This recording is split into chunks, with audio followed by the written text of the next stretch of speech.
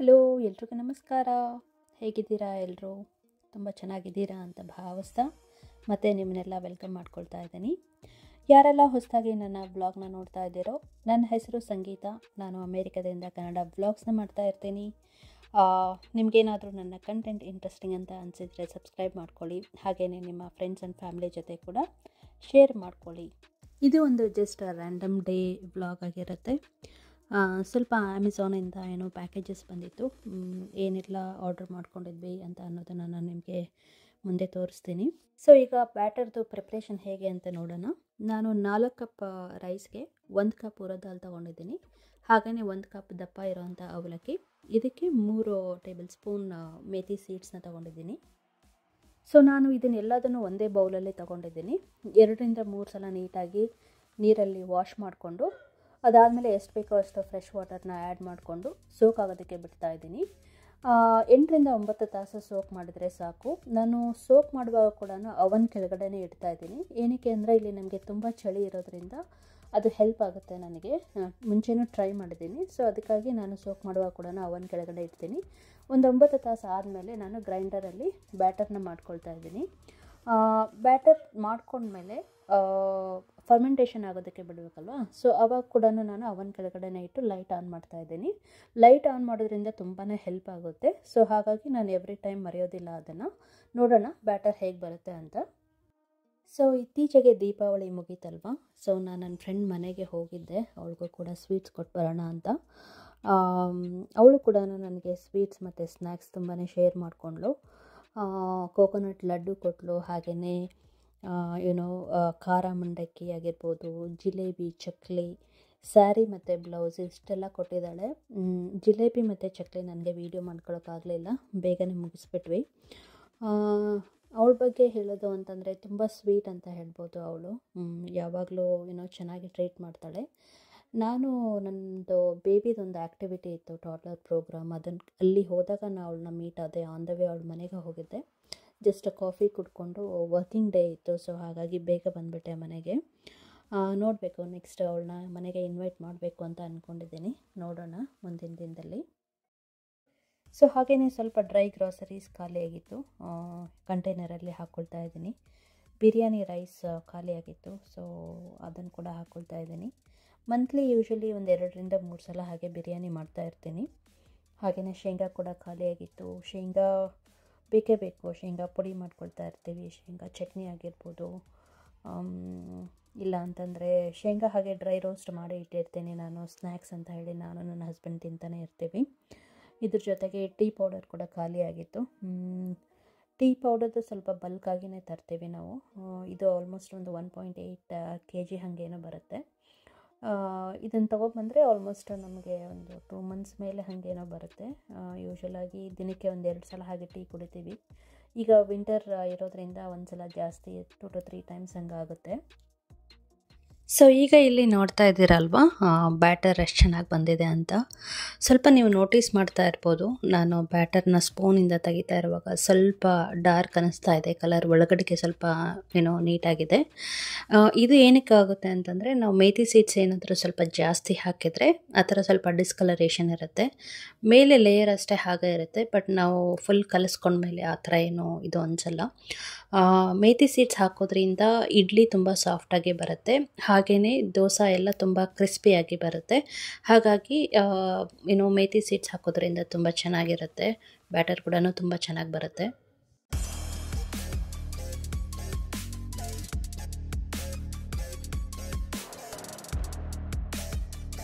So ಇಲ್ಲಿ ನೋಡ್ತಾ ಇರ್ಬೋದು ಚೈಲ್ಡ್ ಸೇಫ್ಟಿ ಲಾಕ್ಸ್ ಇದೆ ಅಲ್ವಾ. ಈಗ ನಮ್ಮ ಬೇಬಿ ಬಂದು ಟಾಡ್ಲರ್ ಆಗಿದ್ದಾಳೆ. ಸೊ ಹಾಗಾಗಿ ಗ್ಯಾಸ್ ಸ್ಟವ್ ಹತ್ರ ಬಂದು ಆಲ್ಮೋಸ್ಟ್ ಟರ್ನ್ ಆನ್ ಮಾಡೋದಾಗಿರ್ಬೋದು, ಟರ್ನ್ ಆಫ್ ಮಾಡೋದೆಲ್ಲ ಮಾಡ್ತಾ ಇರ್ತಾಳೆ. ನನಗೆ ಸ್ವಲ್ಪ ತುಂಬಾ ಭಯ ಆಗುತ್ತೆ, ಅಲ್ಲೇ ಕುಕ್ ಮಾಡ್ತಾ ಇರ್ತೀನಿ ಅಲ್ವಾ. ಸೊ ಹಾಗಾಗಿ ಇದು ಆ್ಯಬ್ಸಲ್ಯೂಟ್ಲಿ ನೆಸಸರಿ ಅಂತ ಅನ್ನಿಸ್ತು. ಹಾಗಾಗಿ ಅದನ್ನು ಕೂಡ ಫಿಕ್ಸ್ ಮಾಡ್ಕೊಳ್ತಾ ಇದ್ದೀವಿ. ಇದ್ರ ಜೊತೆಗೆ ಕ್ಯಾಬಿನೆಟ್ಸ್ ಇರುತ್ತಲ್ವ, ಕೆಳಗಡೆದಾಗಿರ್ಬೋದು ಅಥವಾ ಮೇಲ್ಗಡೆದಷ್ಟು ರೀಚ್ ಮಾಡೋಕ್ಕಾಗಲ್ಲ, ಬಟ್ ಕೆಳಗಡೆದೆಲ್ಲ ಓಪನ್ ಮಾಡೋದು, ಕ್ಲೋಸ್ ಮಾಡೋದು ಆ ಥರ ಎಲ್ಲ ಮಾಡ್ತಾ ಇರ್ತಾಳೆ. ಸೊ ಹಾಗಾಗಿ ಅದನ್ನು ಕೂಡ ಫಿಕ್ಸ್ ಮಾಡ್ಕೊಳ್ಳೋಣ ಲಾಕ್ಸ್ ಎಲ್ಲ ಅಂತ ಹೇಳಿಬಿಟ್ಟು ಮಾಡ್ತಾಯಿದ್ವಿ.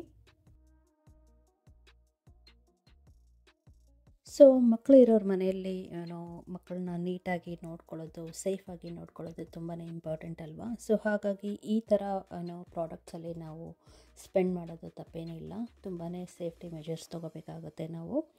ಈಗ ನಾವಿಲ್ಲಿ ಏನು ನೋಡ್ತಾ ಇದ್ದೀವ ಅಲ್ವಾ, ಏನೋ ಗ್ಯಾಸ್ ಸ್ಟವ್ ನಾಬ್ಸ್ ಅಂತ ಹೇಳ್ತೀವಿ. ಇದು ನಮಗೆ 5 ಪ್ಯಾಕ್ಸ್ ಬಂದಿದೆ. ನಾನು ಇದು ಎರಡೂ ತೊಗೊಂಡಿರೋದು ಅಮೆಝಾನಲ್ಲೇ. ಇದು ಬಂದು ಆಲ್ಮೋಸ್ಟ್ ಏನೋ ಒಂದು $18 ಏನೋ ಆಯಿತು ನಮಗೆ. ಹಾಗೆಯೇ ಈಗ ಕ್ಯಾಬಿನೆಟ್ಸ್ಗೆ ಏನು ನಾವು ಫಿಕ್ಸ್ ಮಾಡ್ತಾ ಇದ್ದೀವಲ್ಲ, ಅದು ಬಂದುಬಿಟ್ಟು ಸೇಫ್ಟಿ ಲಾಕ್ಸ್ ಏನೋ ಸ್ಟ್ರ್ಯಾಪ್ಸ್ ಅಂತ ಹೇಳ್ತಾರೆ.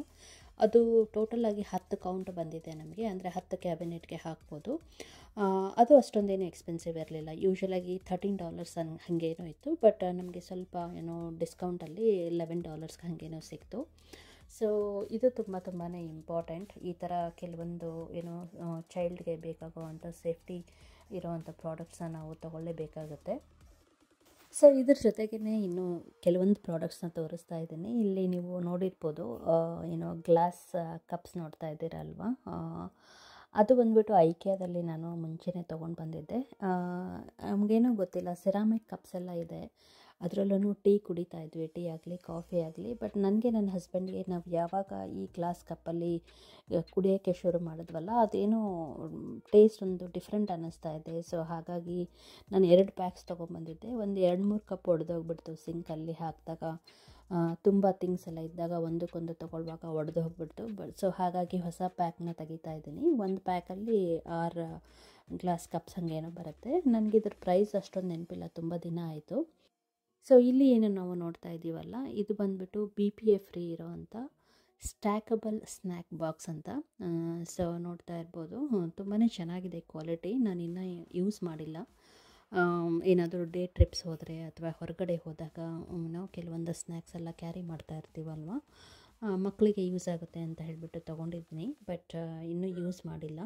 ಸೊ ಸ್ವಲ್ಪ ಏನೋ ವಾಶ್ ಎಲ್ಲ ಮಾಡಿ ಇಟ್ಕೋಬೇಕು. ಫಸ್ಟ್ ಟೈಮ್ ತೆಗಿತಾ ಇದ್ದೀನಿ, ನಾನೆಲ್ಲ ಅನ್ಪ್ಯಾಕ್ ಮಾಡ್ಕೊಳ್ತಾ ಇದ್ದೀನಿ. ನನಗೆ ಇನ್ನೂ ಶ್ಯೂರ್ ಇಲ್ಲ ಇದನ್ನು ಯೂಸ್ ಮಾಡ್ತೀನೋ ಇಲ್ಲ ಅಂತ. ಬಟ್ BPA ಫ್ರೀ ಇರೋದ್ರಿಂದ ಮೋಸ್ಟ್ಲಿ ಯೂಸ್ ಮಾಡ್ತೀನಿ ಅನ್ಕೋತೀನಿ. ಬಿಕಾಸ್ ಪ್ಲಾಸ್ಟಿಕ್ ಅಷ್ಟೊಂದು ಪ್ರಿಫರ್ ಮಾಡಲ್ಲ. ಸೊ ನೋಡೋಣ. ನನಗೇನೋ ಈ ಕಲರ್ಸ್ ತುಂಬ ಇಷ್ಟ ಆಯಿತು, ತುಂಬ ಕಲರ್ಫುಲ್ಲಾಗಿದೆ ಅಲ್ವಾ. ಸೊ ಹಾಗೆಯೇ ಕಿಡ್ಸ್ಗೆ ಇಷ್ಟ ಆಗೋವಂಥ ಏನೋ ಆ್ಯನಿಮೇಟೆಡ್ ಪಿಕ್ಚರ್ಸ್ ಎಲ್ಲ ಇದೆ ಬಾಕ್ಸ್ ಮೇಲೆ. ಸೊ ಹಾಗಾಗಿ ನನಗೆ ಅದು ಇಷ್ಟ ಆಯಿತು, ತೊಗೊಂಡು ಬಂದಿದ್ದೀನಿ. ತುಂಬ ದಿನ ಆಯಿತು ತೊಗೊಂಡು ಬಂದು. ಸೊ BPA ಫ್ರೀ ಜೊತೆಗೇ ಇದು ಡಿಶ್ ವಾಷರ್ ಸೇಫ್ ಇರುತ್ತೆ ವಾಶ್ ಮಾಡೋದಕ್ಕೆ. ಸೊ ಹಾಗಾಗಿ ಸ್ವಲ್ಪ ಮಕ್ಕಳು ಮನೇಲಿ ಏನಾದರೂ ಚಿಕ್ಕವರಿದ್ದರೆ ನಮಗೆ ಏನೋ ಚಿಕ್ಕ ಪುಟ್ಟ ತುಂಬಾ ಇರುತ್ತೆ ಕ್ಲೀನ್ ಮಾಡ್ಕೊಳ್ಳೋದಕ್ಕೆ. ಸೊ ಡಿಶ್ ವಾಷರ್ ಸೇಫ್ ಇದ್ದರೆ ತುಂಬ ಚೆನ್ನಾಗಿರುತ್ತೆ. ಸೊ ಇಲ್ಲಿ ನಾವು ನೋಡ್ತಾ ಇರೋದು ಡಫಲ್ ಬ್ಯಾಗ್. ಇದು ನಮ್ಮ ಮಗನಿಗೆ ಕರಾಟೆ ಕ್ಲಾಸ್ಗೆ ಹೋಗೋದಕ್ಕೆ ಬೇಕಾಗಿತ್ತು.